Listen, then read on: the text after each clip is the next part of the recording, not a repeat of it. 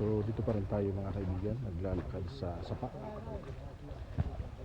Dili ka, dili. Mauna ko ay mo. Para pagyakan ni mga dito background.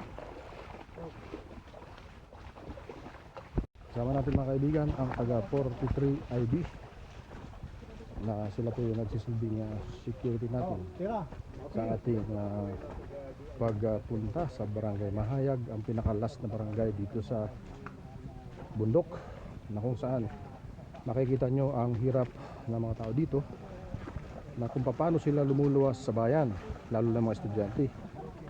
So ilang ilog ang tatawirin kagaya ng naranasan namin.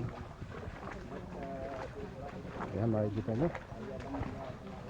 So nakakaawa ang mga tao dito, na sana sa mga susunod na panahon, kung sino man ang mananalo ay matulungan po sila, lalo sa ating presidente ng Pilipinas. Kung sino man mga politiko na pwede makatulong, matulungan sana sila. Ayan. So nahihingal na po kami, hindi po kami nakakapagdala ng tubig dahil hindi namin expected na ganito pala kalayo ang aming lalakarin. So ayan mga kaibigan, dahan-dahan na po kami, maingat. At yung aming mga sapatos na hindi dapat basahin ay nabasa na. Sana wag masira kagad-agad at na makauwi kami. Ang problema po nito yung pag-uwi namin mamaya, dahil basa ang aming sapatos, baka magtuklapan.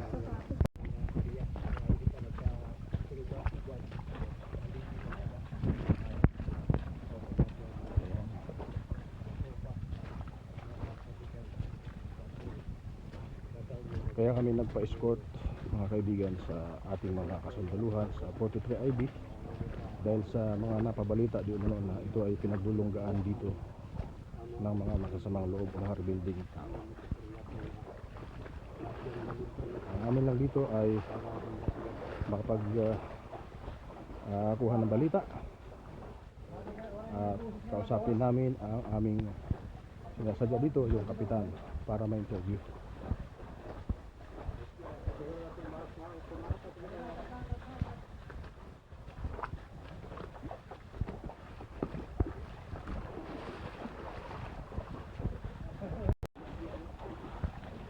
Oh, nalabhan na ng sapatos, sir.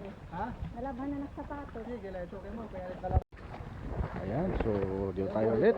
Mahaba itong ilog na ating nilalakbay papunta dun sa Mahayag, Barangay Mahayag, yung pinakalas na barangay na ating pupuntahan, pinakamalayo. Ganun po ang mga tunay na mamamahayag, nagsasakripisyo saan mang sulok ng mundo. Ang aming mga pantalon, ang aming mga shoes na mamahalin na tag 15,000 ay nabasa na. Ako ba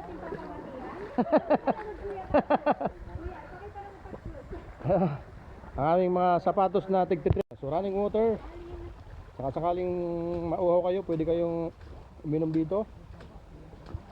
Ayan. Pero hindi dapat inumin to guys, dahil madumi. Kapagod na po. May ginta kami isang oras naglalakad, di pa kami nakakadating.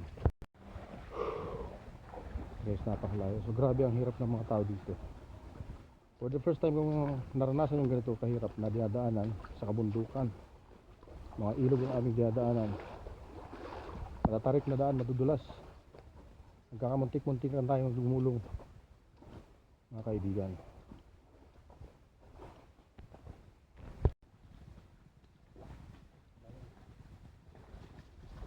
So yung kapitan, mga kaibigan, nandun na sila.